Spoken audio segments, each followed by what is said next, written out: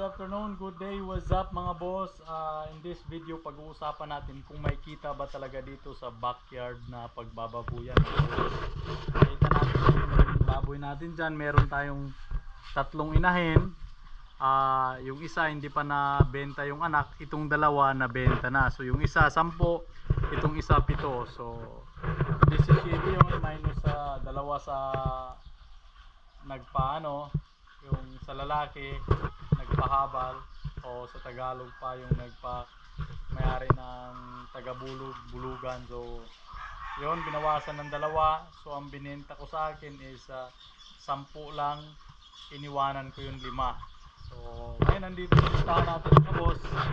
Ito na yun, so ayan, makikita natin itong part na to dito, yung binilugan lang natin ng kulay pula. Yan yung expenses ko nung simula nung nagbuntis na yung mga babae. So itong tatlo na to, simula nung nahabala na sila. Kumbaga yung sa taas hindi ko na ito sinama. Ito yung mga expenses ko, itong sa taas nung hindi pa sila buntis. So kasi dalaga itong dalawa, first time nila nanganak, so pinapalaki. So ito yung mga expenses, iwalay. So ang expenses na tututalin ko ngayon is ito lang nung nabuntis, simula nung nabuntis sila hanggang naibenta na. So ito, simula tayo nung September kasi nagpa-deliver ako, ayan makita natin, is worth 6,000.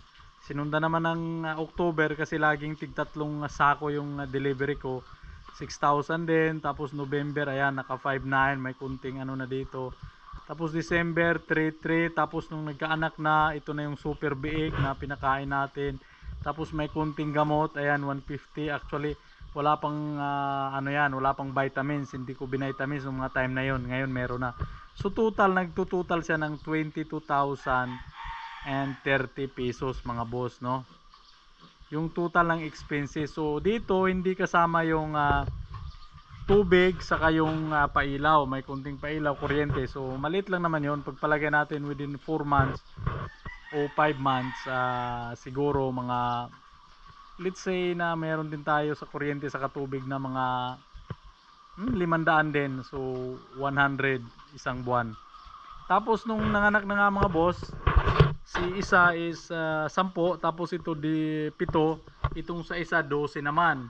So itong dalawa, dahil nauna to, nabenta ko, ito naman yung sales ko, 33,000 pesos mga boss. 33,000 ha. Sa dalawang inahin pa lang yun, na ang total ng anak nila ay 17 piraso, minus doon sa dalawang kinuha sa lalaki. Tapos nag-iwan ako ng 5. So sa 33,000, yung 10 lang ito mga boss. Ibig sabihin, kung binenta ko pang yung 5 sa tag 3,300 kasi yung isa, 3,300 yung isang anak mga boss. 3,300 yung benta. So 10 lang ito, by 10, hindi 11 to. 10 lang, kaya meron akong 33,000. Yung sa akin lang yon. Tapos iniwanan ko yung 5. Bali yung 5, yun naman yung nilagay ko doon. Ito yung mga boss, 5 para yung 3 babae gawin kong inahin ulit. Tapos yung 2 lalaki baka pangkatay ito. Halimbawa may mga okasyon, so pwede yan katayin. Ayan mga boss, meron yung 2 maliliit dyan, yun magkatabi sa unahan, lalaki yon. Yung 3 babae yan. So idadagdag natin na gawing inahin mga boss. So ayun, sa 2 inahin pa lang, sa 10 piraso na binenta ko, meron akong 33,000. Halimbawa kung binenta ko pa yung 5, so magkakaroon ako ulit ng additional na 15 plus so 1,500, so 16,500 ulit. So dapat may plus 16,500 yan. So malaki-laki sana yan mga boss, no? So 16,500. So kakaroon tayo dito ng 3,300. So 16,500. So magkakaroon sana tayo dyan ng 49,500. Ayan. So dyan pa lang 49,500 mga boss. Kung minusa natin ang feeds natin yan, ito na 22,000 may mga boss ha. Ayan o. So halimbawa, meron tayong binenta natin yung 15 lang, di ba?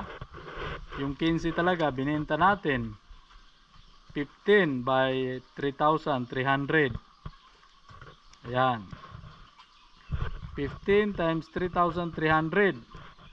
Ayan, meron tayong 49,500 mga boss. Minusan natin ng 22,000.